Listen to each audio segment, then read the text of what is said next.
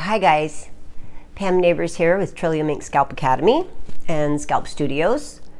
Wanted to visit with you guys a little bit today about something I've been seeing a lot on the forums, open forums, questions that students have, and I've been watching some of the replies for a few days, so I thought I would bring this up and we'd talk about it a little bit.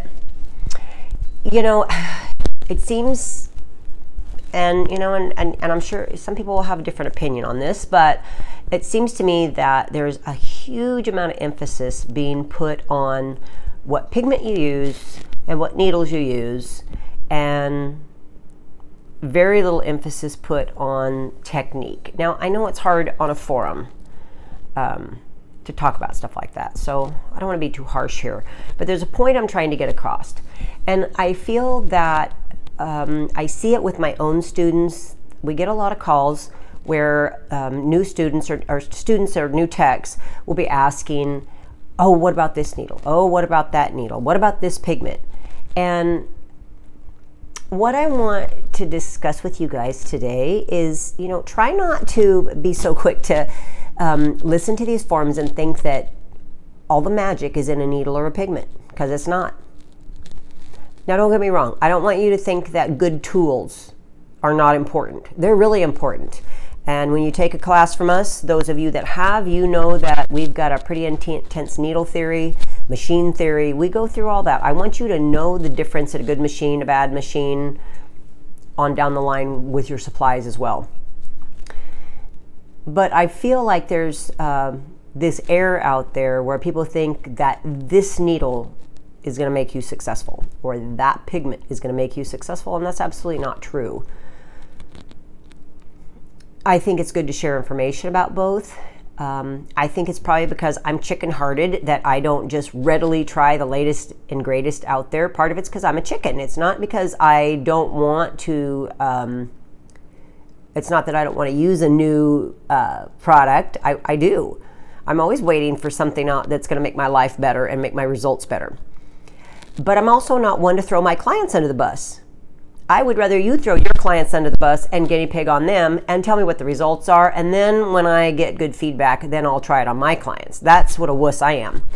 So students, I find, are very, very quick to just run from corner to corner, squirrel, squirrel, squirrel, trying anything and everything that they hear about online. And I want to strongly suggest that you rein that in. Number one, you waste a lot of money. You waste a lot of money trying products that don't work. And just because it's new doesn't mean that it's wonderful. Again, I'm not saying that you have to use what I use, and that's something that I think those of you who know Renata and I and the team that we work with, we do not promote any one pigment line or needle source. We try to give you the tools to make your own choices. We want to stay unbiased. You know, as educators, it's our job to teach you how to make wise choices and how to understand these things rather than make your choices for you. So when I'm listening to these forums and I'm reading, you know, stalking, because I don't always respond, but when I'm reading what students say and texts, both old and new, I want you to think about something. Now, granted, again, good tools are important. You want good quality pigments, and you want good quality needles. You want a good quality machine. But that's not what's going to make you a great artist. I feel like people spend too much time focusing on tools and not enough time focusing on that technique. I'll say it again. It takes practice to be good at what we do. No one learns it in a few days. You get just enough information to get you in trouble if you're not careful. We want you practicing, practicing, practicing. Any great artist will tell you that it takes hours and hours of practice. And just because a needle works for me, a lot in permanent makeup, you know, we're not quite diversified there. Scalp, not as much. But in permanent makeup, you know, there's lots of different needle configurations that people use, say, example, to do lips, you know. One person wants a nice tight cluster, one person uses a single, somebody uses a 9 mag. I mean, it's all over the place. if it works for that artist, it's no different than a paintbrush. Needle groupings, I tell all students, needle groupings are like paintbrushes.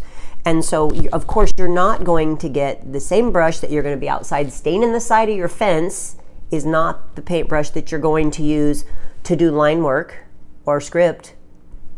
It's no different with the needles that we use for scalp and permanent makeup. There's just less for scalp. But again, the quality is important, but that's not what makes you good at what you do. It's how well do you handle that needle? How do you know your depth? Is your angle of insertion correct? You know, there's all these things that we talk about, but those are what's important. And I'm stepping out a little bit on a ledge here when I say a good artist can make just about anything work and get good results. A crappy artist can have the best tools and the best pigments and the best machines and still produce crap work. So, you know, don't spend too much time thinking that you're going to find the magic potion. The magic potion is practice and perseverance and being systematic in what you do. Try not to be all over the place. You know, we're really good when we do the kind of work we do. You want to narrow it down and you're going to work right here. You don't want to be over here and over here and over here. What we do, you need to be here all the time. And you do things the same way and the same manner, just like you set up your table the same every time so you don't forget things. You know, in your mind, it starts to become that habit. Same with your technique. You know, you're practicing and developing that technique. If you've got the wrong angle, if you're getting too heavy-handed, if you're not getting a good base, if you're not getting that palm down where it needs to be, all these different things that there's nothing magical about anything. What's magical is when it all comes together and you do it the same every time and you strive for that perfect impression. When we do scalps, there is not a lot of leeway. Everyone's got to be perfect because the slightest thing is off and it's either not staying in or it's blowing out or a series of crazy things. So please don't put too much tension or time into chasing the perfect needle or chasing the perfect pigment. Find something that works and stay with it and drill down your skill set. That's what's going to make you a great artist. So, a little bit of food for thought. Thanks for joining me.